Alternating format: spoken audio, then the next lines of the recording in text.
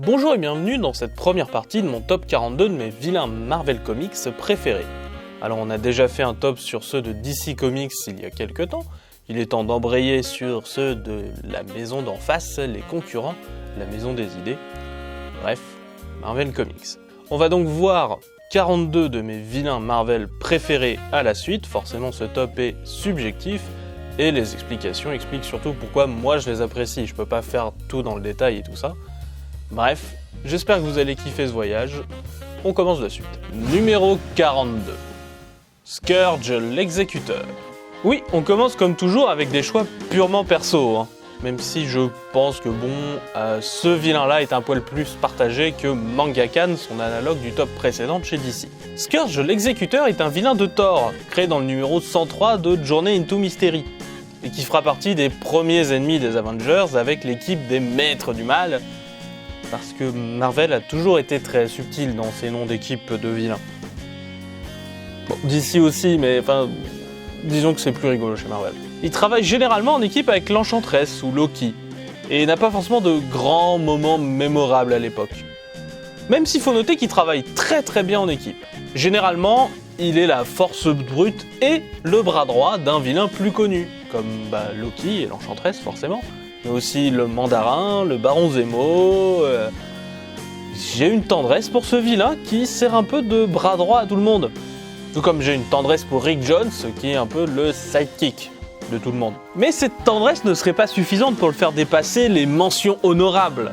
Et encore, sans une certaine saga où le méchant, trahi une fois de trop dans son amour pour l'Enchantress, a décidé de faire, pour une fois, un tour du côté du héros.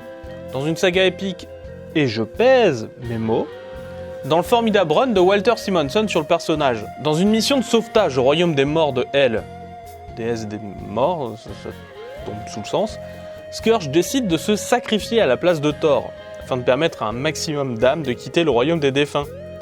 Après la destruction de Navglar, je suis désolé, ça va sans doute être compliqué les noms scandinaves, donc le Navglar c'est le navire du royaume des morts.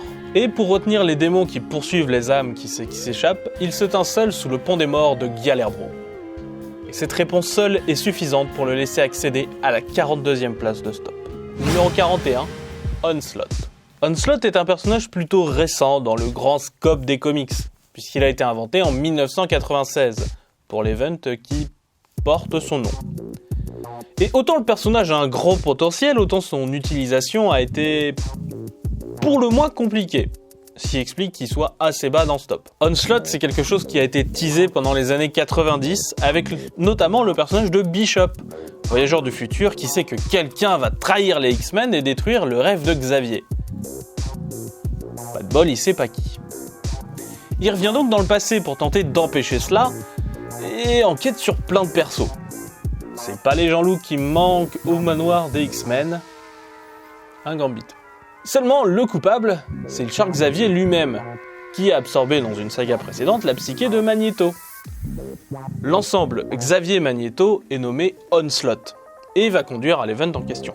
Dans une des batailles les plus over the top, qui se déroule sur plein de numéros et tout ça, et qui va se terminer sur la mort de la plupart des héros non mutants, comme les Vengeurs ou les 4 Fantastiques. Onslaught, c'est la conscience de Magneto qui peut accéder à l'esprit de Xavier de par les propres doutes du professeur X sur son rêve. C'est des années de questionnement sur ce que ça allait être via le personnage de Bishop, qui, je l'avoue, font rêver. C'est aussi parfois des retours inattendus du personnage, après sa grande saga, comme Red Onslaught, un crâne rouge qui possède les pouvoirs d'Onslaught, ou encore une saga anniversaire pour l'event en question. Reste que les possibilités offertes par le personnage d'Onslaught mériteraient à mon sens un peu mieux que ce que l'on a pu avoir. Voilà pourquoi, malgré l'attrait et je trouve le potentiel qu'a le personnage, il ne siège qu'à la 41e place de stop. Numéro 40. Mysterio. Mysterio, alias Quentin Beck, ancien spécialiste de effets spéciaux, mais acteur pas terrible, s'est dit que je pourrais profiter de mes talents pour être un vilain. Il est né dans Amazing Spider-Man numéro 13, où il tente, avec ses pouvoirs, de faire croire que Spidey est un braqueur de banque. Il montre même qu'il peut détruire la toile de Spidey avec un abrasif. Et ça, c'est plutôt cool. Bien sûr, après s'être fait attraper, sa carrière à Hollywood est détruite. Donc il est temps de prendre sa revanche sur Spider-Man, chose avec laquelle il va être relativement obsédé. Quitte à passer du temps sur des plans compliqués, ou bien rejoindre les Sinister Six, dont on risque de reparler pas mal dans ce temps. Mysterio, c'est un concept qui est cool. Vraiment.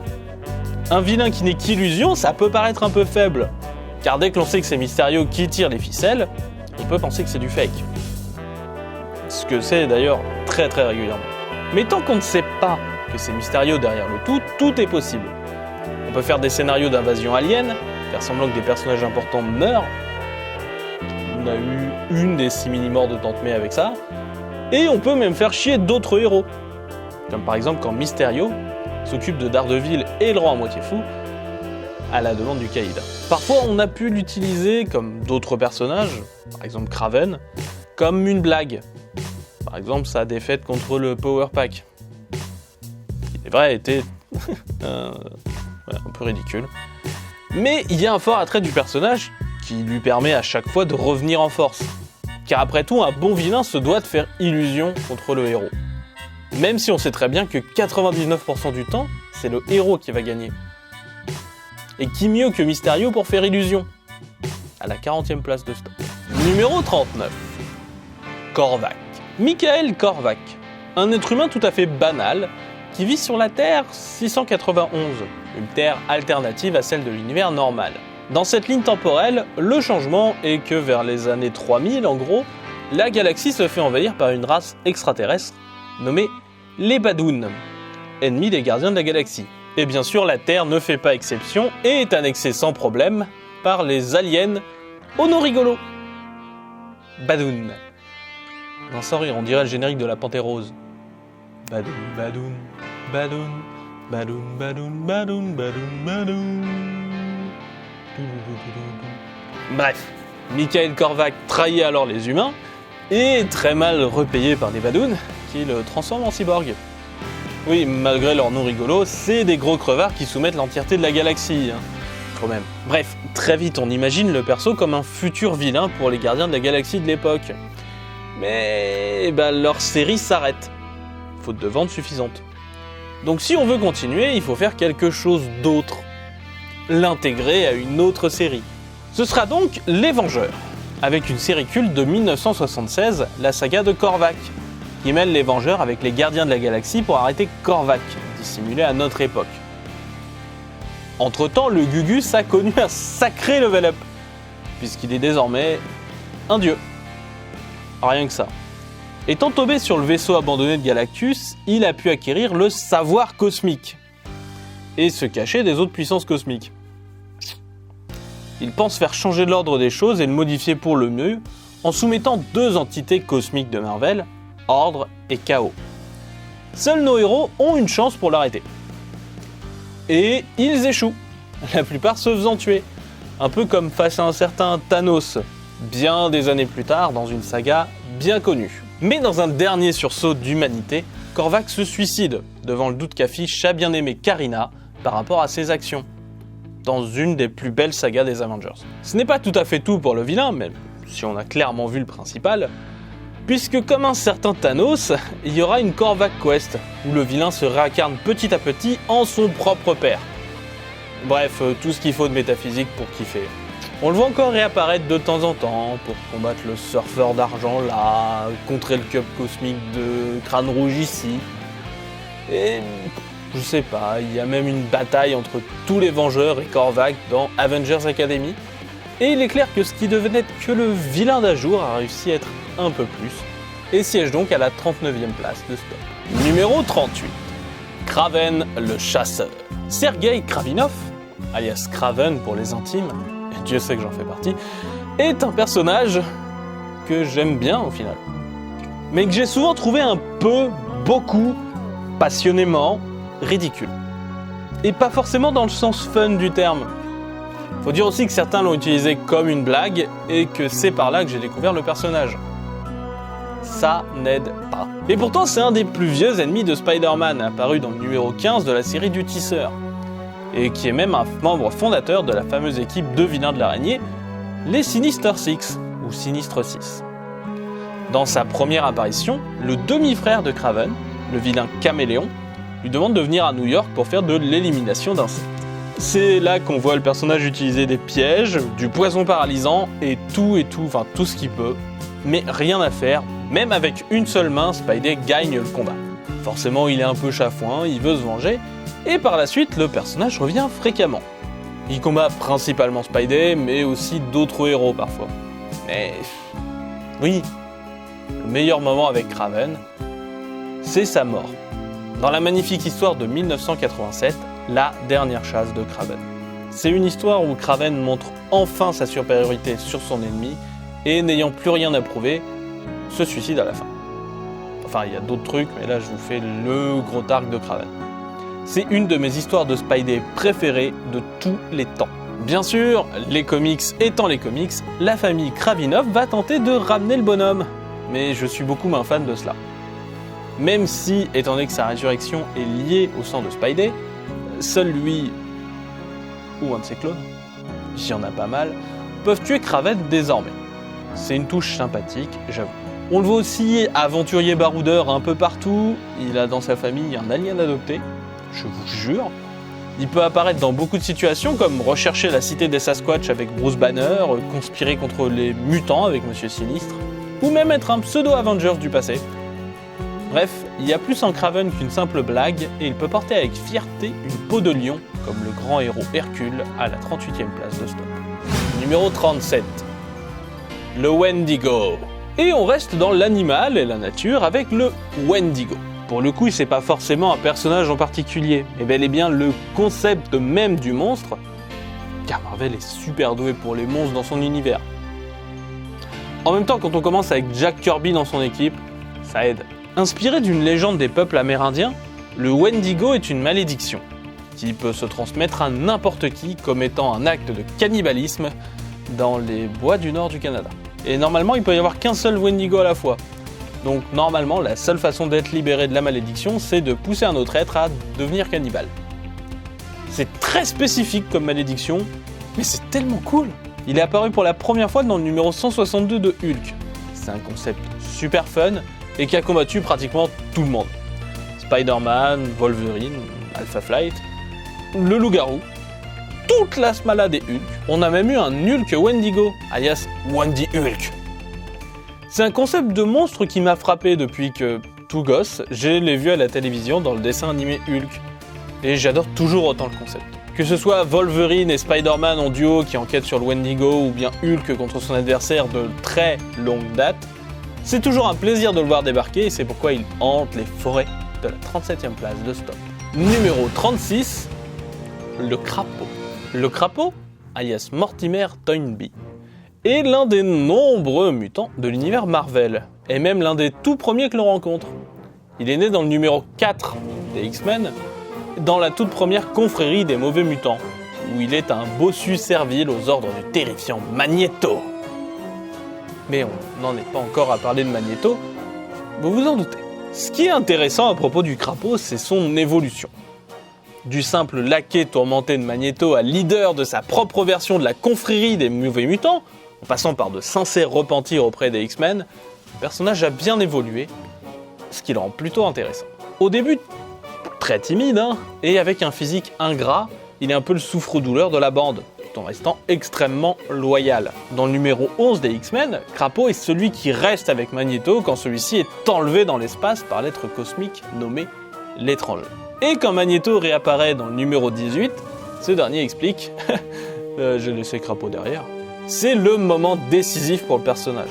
Le moment où il va remettre en cause sa loyauté et surmonter sa timidité pour s'affirmer un peu plus. Il restera encore un peu du côté de Magneto, mais le lâchera définitivement dans le numéro 53 des Vengeurs, avec l'aide de deux autres anciens alliés de Magneto, Vif-Argent et la Sorcière Rouge. Mais contrairement à ses deux camarades, Toad, donc le crapaud, il reste plutôt du côté des vilains. Il menace les Vengeurs avec la technologie de l'Étranger, il fait 2-3 trucs de son côté, mais bon, il commence à souffrir de dépression chronique. Il fait équipe avec Spider-Man, donc du côté des gentils, dans l'équipe des Misfits. Mais ça durera pas. Il retourne dans le crime, il enlève la sorcière rouge, il mène pendant un moment sa propre version donc, de la confrérie des mauvais mutants, qui du coup n'est plus trop tournée vers l'égalité des droits, mais vraiment vers le petit crime. Et petit à petit, il tombe quand même, surtout ces dernières années, dans le côté quand même protection du monde mutant. Il faut dire aussi que les mutants sont vraiment acculés. On peut le voir notamment pendant les gros events, comme par exemple Dark Reign ou Second Coming, où il se met vraiment à protéger des mutants. Et il va finir concierge à l'école Jean Grey, dans Wolverine and the X-Men. Où, comme souvent, malgré ses tentatives de rédemption, la vie le poussera finalement au crime. Rarement un personnage est aussi tragique et touchant que le crapaud. Non, c'est vrai. Et c'est pourquoi il pleure à la 36e place de Stop. Numéro 35. Dormammu.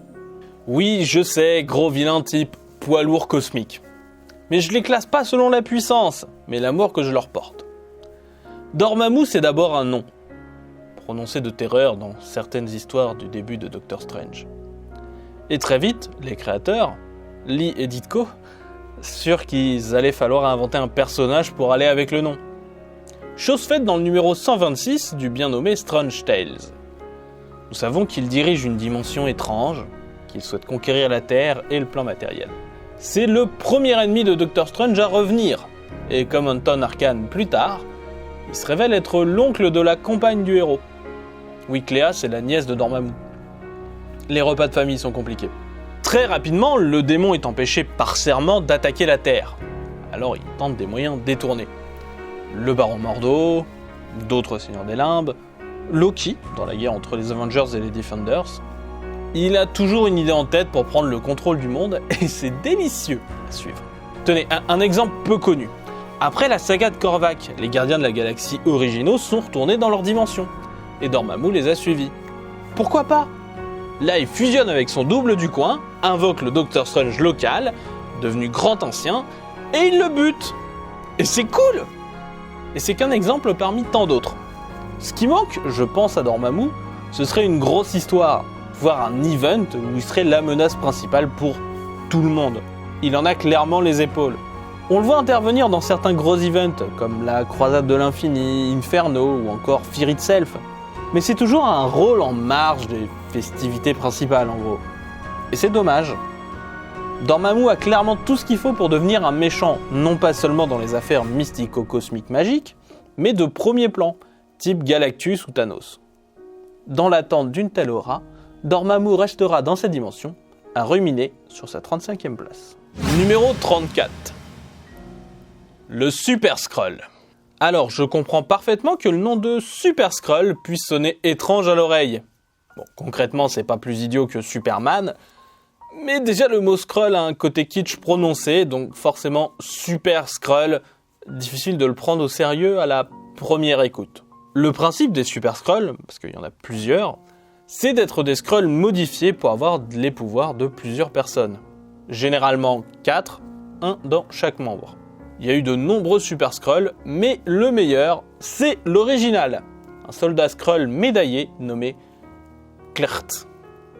Attendez, je vous l'épelle. K-L''RT. Apparu très rapidement, dans le numéro 18 des 4 Fantastiques, il a les pouvoirs des héros, les 4F, qui sont les ennemis des Skrulls depuis le numéro 2 des 4F. Il a même des versions améliorées des pouvoirs des héros, donc niveau puissance, il est clairement pas dégueu. Surtout qu'en plus de ses pouvoirs, il a des pouvoirs télépathiques, lui permettant de contrôler les esprits ou de paralyser d'un simple regard. Et ça, c'est trop cool. Et en plus, comme c'est un Skrull, c'est aussi un métamorphe. Le gars est pété de pouvoir, ça veut plus rien dire. Très vite, il devient surtout l'arme de prédilection de l'Empire Skrull, et il combat un peu tout le monde. Thor, Captain Marvel, Iron Fist, Alpha Flight. D'ailleurs, Alpha Flight, il va pratiquement buter toute l'équipe. Bref, c'est un vrai bourrin. Et petit à petit, surtout, on va en découvrir plus sur sa vie personnelle. Père de 2 enfants, d'un fils qu'il adore et d'une fille qu'il méprise. Bref, une certaine vision de la descendance assez pertinente dans une société militaire comme les Skrulls. Et puis c'est pas un simple soldat anonyme, ou un chef nommé qui n'apparaît que 2-3 fois. C'est généralement par son biais que la société Skrull nous est présentée. Par exemple, les subtilités de la hiérarchie Skrull nous est largement démontrée par son mariage avec une comtesse Skrull, qu'il bannit de sa planète et lui interdit de voir son fils une fois que le nombre de ses défaites devient plus grand que le nombre de ses victoires. On peut le voir débarquer à de nombreux moments importants de l'univers Marvel, comme le mariage de Reed Richards et Susan Storm, la quête de Thanos du cube cosmique, la guerre entre les Kree et les Skrulls. Bon, en même temps, celle-là, c'était difficile de ne pas l'avoir dedans. D'ailleurs, petit à petit, le Super Skrull est montré comme évoluant vers un être neutre, qui n'agit plus forcément pour sa propre race, qu'il a un peu rejeté comme un malpropre. Dans Secret Invasion, par exemple, il se bat contre les Skrulls, qui ont infiltré la planète avec leur pouvoir de métamorphe. Le pinacle pour le personnage, c'est sans doute l'usage qu'en ont fait Dan Abnett et Andy Lanning dans leur saga cosmique du milieu des années 2000, comme Annihilation, par exemple, où le personnage devient un perso cosmique de premier plan. Quelques années après, Infinity, comme pour célébrer cette évolution, en fait le nouvel empereur de la race Skrull. Alors, à titre perso, je le préférais sans attache, comme une sorte de surfeur d'argent Skrull. Une époque où Klart arrivait carrément à se sortir du cadre religieux hyper strict des Skrulls en sauvant sa propre fille. Mais bon, ça va aussi, c'est pas un développement aberrant. Et actuellement, il est obsédé par l'idée de recréer par différents moyens, comme par exemple la terraformation ou la gemme du temps, le monde natal des Skrulls, Tarnax 4, qui s'est fait becter par une entité cosmique légèrement gloutonne, nommée Galactus. Bref, on est passé d'une simple menace un peu rigolote à un vrai vilain craint, respecté, et qui a une certaine aura autour de lui, et il mérite amplement d'être à la 34e place de Stop. Et voilà, c'était la fin de cette première partie du top 42 de mes vilains Marvel préférés. Alors on va continuer encore dès la semaine prochaine, et on va continuer sans doute pendant tout le mois d'août, donc restez connectés, n'hésitez pas, il va y avoir la suite, très très rapidement. Voilà, à plus!